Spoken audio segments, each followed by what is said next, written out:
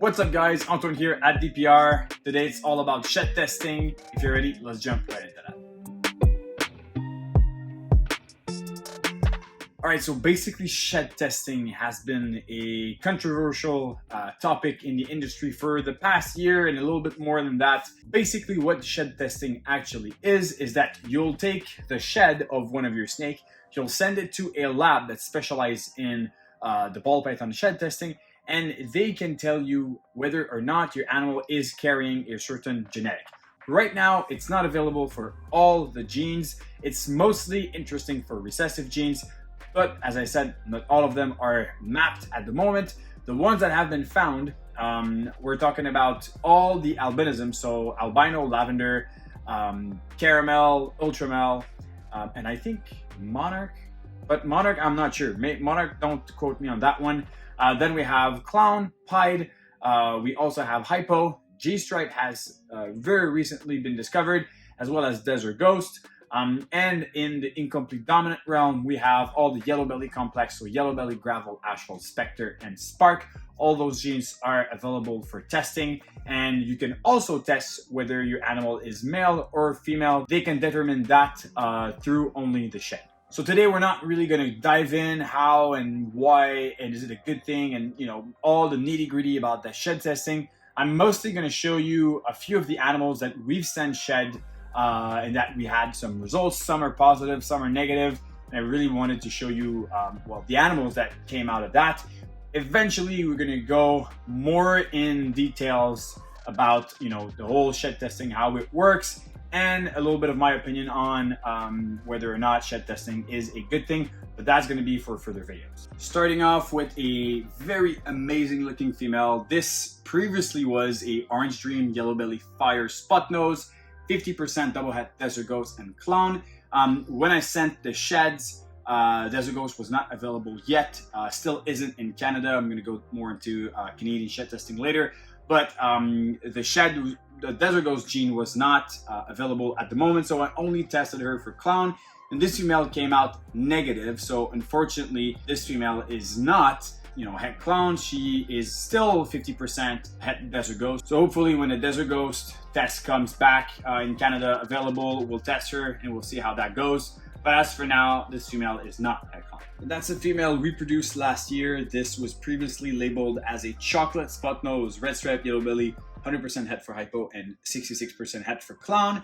And this animal tested positive for clown, so this is basically a double het hypo clown, an allelic combination with chocolate and spot nose, so everything from that clutch is either going to be chocolate or spot nose.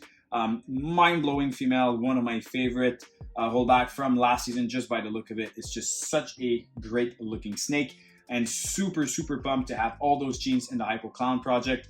If you've listened a few of my previous videos in the last weeks, you'll know that the Hypo Clown is one of my favorite projects, and this female will fit just like a glove with those males. So one of my absolute favorite snake in the collection, this one came from Canova in the US. This previously was labeled as a black pastel hypo desert ghost het clown, and I also bought it as a 50% het pied as a bonus. I don't work a lot of pied, so for me it wasn't necessarily a big deal that this male proved het pied or not. It wouldn't that much have an influence on my project, but this one tested positive for pied, so now it's labeled as a black pastel hypo desert ghost double het clown pied. Still a powerhouse male. We do have some really cool females in the bank for that male. You could do some really nice DG pied double het hypo, actually het hypo plus a clown with that female. So we have that in the bank, and this male basically now is double het and double visual, so for the quad recessive project. So last summer I purchased two females that are double het VPI Exantic Enhancer, which is line of desert ghost. Both of them were also 50% het for clown. Sent the sheds obviously, and unfortunately none of the two are het clown, so both of them are actually double het VPI Enhancer. Still amazing females for the project. Obviously guys, I just recently hatched some triple het desert ghost VPI clown. That would have been perfect for those girls, but I'll have a male going directly to them, and if I make a desert ghost VPI, it's going to be 50% het for clown as well. And eventually we'll test the sheds of those babies and we'll see what we have. But nonetheless, very, very cool female to have. And they're starting to get a little bit more size, so we can't wait to have them ready for the male in a couple years. So I showed this female last week. I already shared with you the results of that shed testing. This was previously labeled as a Orange Dream Spot Nose Hypo 50% het clown, and now is labeled as a Hypo het clown, so she proved to be het clown. Amazing looking female. She's not developing right now. She still is a little young, but she has a really, really good size, so I'm super confident that next year would be her year to go for us. And we have some crazy males lined up. One male that I have from Justin, I'm actually going to grab him right now. I showed him last week. I know I did, but still, this male, we're going to send some sheds to get tested for, obviously, his bus het hypo part. And if he is indeed het hypo, for sure he's going to that female to make some crazy OD Pompeii hypo het desert ghost. So obviously there's a few more animals, but some that I want to keep secret for further projects. And definitely, guys, the shed testing has some great ups and great downs. I'll do a very specific video on what I think of the shed testing and the consequences that it will have in our industry and hobby. But as for now, since it's available, it would be kind of dumb not to do it. Other breeders are doing it. If you're not following innovation, well, it's really bad for your business. So we're doing it. Not saying necessarily that it's the best thing, but we're going to go more in details eventually. As for now, some of the animals I'm super excited to have. That there's some of the results that came in. Some others, obviously, I'm a little disappointed, but that's the part of it. We don't have to wait that long to get those results in.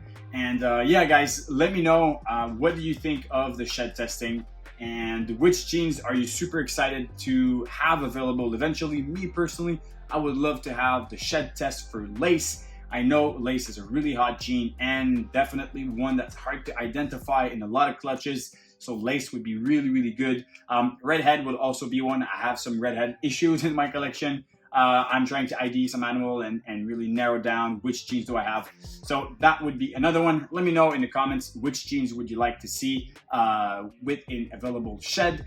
And on this, be sure to follow us on Instagram, subscribe to our YouTube channel, and go check our available animals on Morph Market. We'll see you very soon.